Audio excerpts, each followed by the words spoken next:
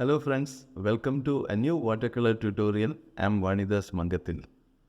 Today we will be doing a tutorial for an atmospheric sky with a lot of warm greyish clouds, and then later we will convert that into a convincing landscapes with a lot of birds and reflections. This is the work that we will be doing today. As I told, lot of warm greyish clouds, and then we will assess details of the board. I will be explaining the entire process throughout this video. If you haven't subscribed to my channel, please do subscribe and press the bell notification. So without further ado, let us get into the video.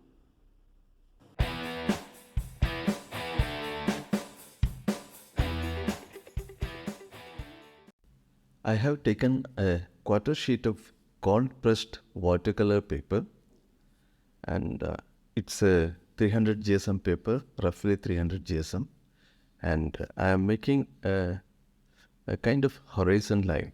Okay, so I'm putting more sky and less water. And see, this image, this work doesn't have too much of details, too much of drawings. So basically it will be a warm sky kind of a thing, and then little bit of water and water body. That is a kind of idea that I have. Okay, so let us make a warm sky, and for that I am taking a very pale wash of burnt sienna, raw sienna, and some leftover greys on my palette.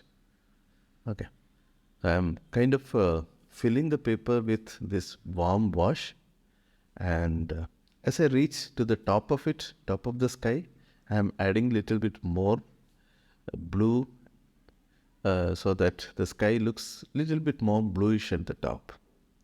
So it's a warm sky, okay, maybe little cloudy or atmospheric sky, and we have to bring this now to the water also, because as we all know that the water reflects the sky, and whatever sky color that we are applying, we also can apply to the water area.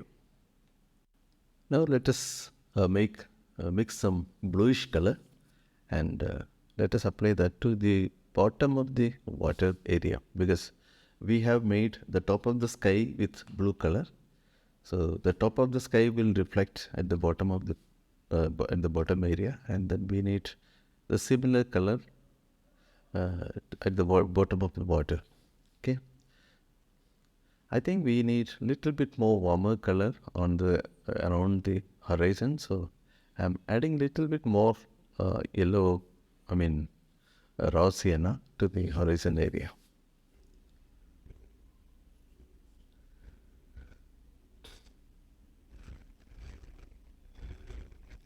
Little bit mixing little darker kind of blue, orange, gray mix. It's a kind of little warm gray that we are mixing. And let us define some clouds. I'm using a mop brush. I have used mop brush as of now. Okay, the brand that I'm using now is Raphael natural hair mop brush. And we need within the clouds, for different clouds, we need different tonal values. The clouds at the top, which are nearby clouds, are made little darker, and the clouds far away around the horizon are made little paler. The cloud at the top are darker and they are made larger, and the clouds around the horizon are made lighter and they are thinner, or they are smaller. Yeah. So these are kind of the perspective considerations for the clouds. Yeah, when we make clouds, we don't have to make it very precise or very detailed, because the more we work on clouds, the more likely to get it spoiled. So if when you make some random shapes, and if it merges on the paper, on the wet paper, then the clouds will look better. If you precisely define the edges, it may not look good. This is a shape that I'm making at the horizon. The idea is kind of some foliages, but I'm happy if it also looks like a dark cloud. Okay, so the idea is that it is a kind of some mountain or some hills, and it's a dark shape. Okay.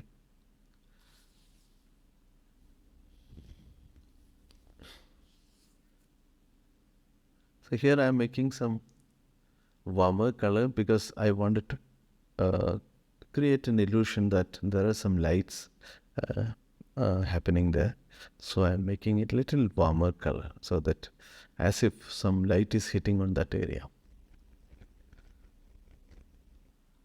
So this, I'm leaving some white spaces in between, but they are naturally formed actually. You see, some paint is flowing down around the center. Okay, so this might create a blob. Okay, so I don't know how to handle that. So see, some more paints are now flowing down, so that might create some blobs. Okay, so we'll have to deal with such accidents. Let us create the illusion of some reflection at both the ends. As I told, this is not a precise work. So I always like to play with the shapes, play with the watercolor itself, and play with wet on wet and various textures. Okay, so I'm creating, splashing some water, protecting some of the clouds with my hand. I'm splashing water so that it will create some texture and it will create some illusions later. Okay. Now it is fully dry. Now we can probably make some elements. We can define some boats probably because it is sky and water. So the best thing that we can add in the water body is probably boats. So there is some kind of a white area left. So I'm trying to take advantage of that white color. So we can make some colorful boat there. Okay. So I'm just trying to draw a small boat, and I will make some more boats actually at different places.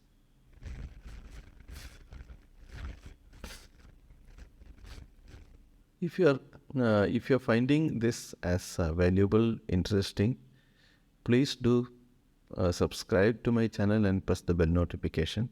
I am planning to upload more videos every week.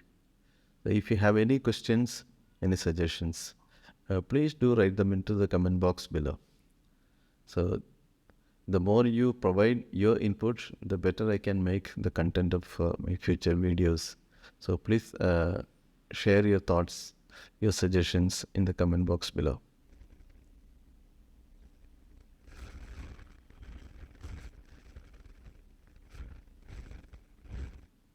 Some warmer red color, so mixing some red and orange. So this color seems to be little contrasting to the rest of the color scheme, and that choice was deliberate because I just wanted this particular board to be standing out, and it should be kind of grabbing the attention of the viewer.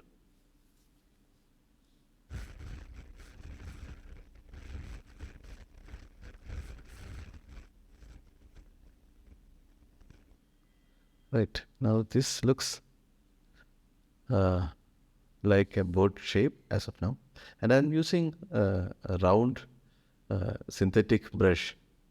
I think that the brush that I'm using is Escoda Prado number 8 brush,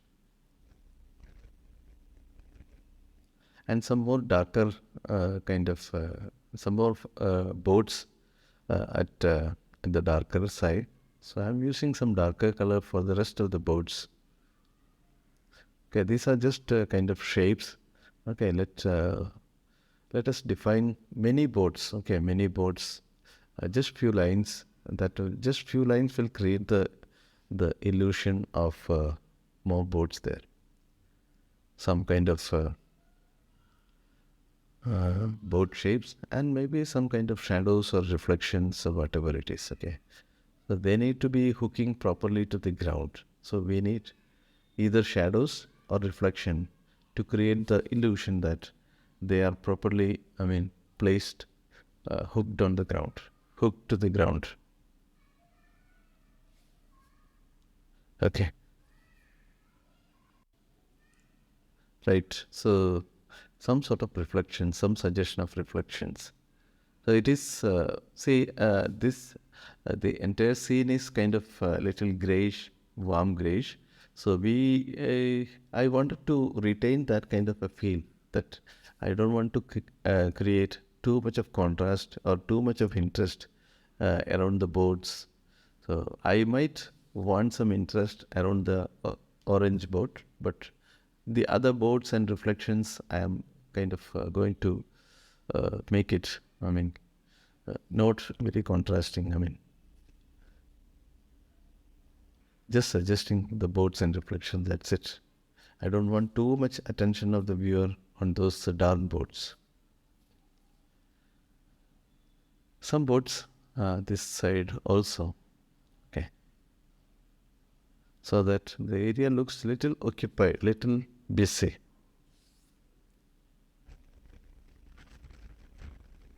See, I am just directly painting it, but if you want, you can draw with a little bit of accuracy. You can, once the initial wash is fully dry, you can draw with pencil a little bit in detail, in a precise way, and then you can paint. So I am just following my impulse. I have initially marked some boards, but most of the other boards, I am just painting it directly without any drawing. So just keep looking at the composition. Okay, does it look good? Are you getting some depth? Does the overall arrangement of the boards looks interesting? That is the thing that I am considering now, and not too much of the precision, the overall arrangement. The precision of individual items, I don't worry too much. The overall shape arrangements is what that I'm looking for.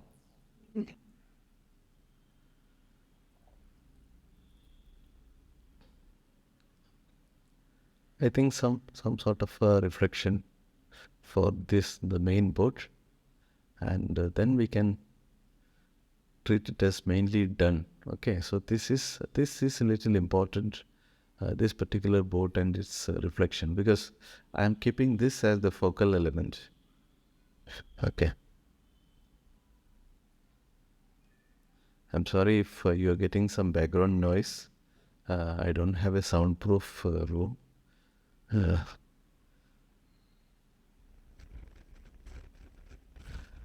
Right, some reflection here also. While making the reflection, you have to make sure that it looks like a sort of, primarily the reflection should look like a mirror reflection. Okay, the shape wise, it should look like a mirror reflection, and the reflections usually tend broken or scattered as it goes further down.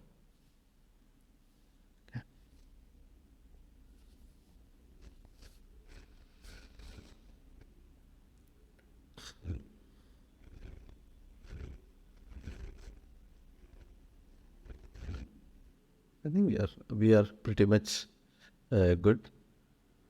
Okay, if you have any questions, please do let me know. Okay, see, I'm not specifically mentioning about the colors, because uh, the color that I am using is a brand called Camel, which is an Indian brand, and the color that you are using may be from a different brand, and I have seen that the shades from different brands are slightly different.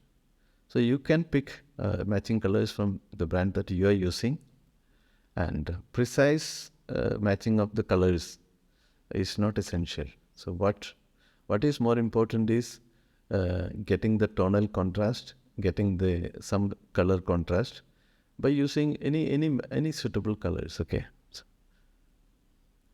See, vertical elements makes the painting, particularly involving boards, as very interesting. So keep adding vertical elements and add reflections of those elements. Okay. So see, vertical elements, particularly in case of a boardscape, uh, purpose solves two purposes in my view. Two main purposes.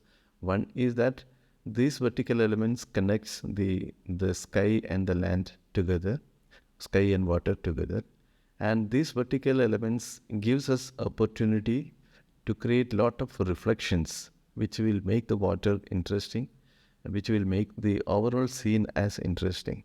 So add vertical elements to your boardscapes. That would be my suggestion. But don't make it too crowdy.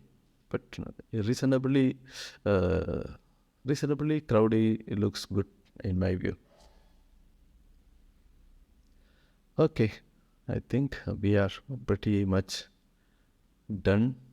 So I don't want to make it too crowded. Okay, so this reasonably reads well. So I wouldn't add too much of details now.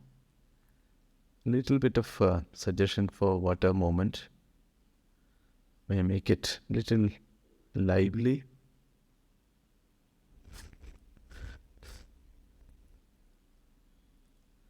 See, the color scheme is still the same, some grayish color scheme. Only contrasting color that I have used is the orange one. That is to create some sort of to grab the attention of the viewer to that board. I have used the contrasting color just for one element.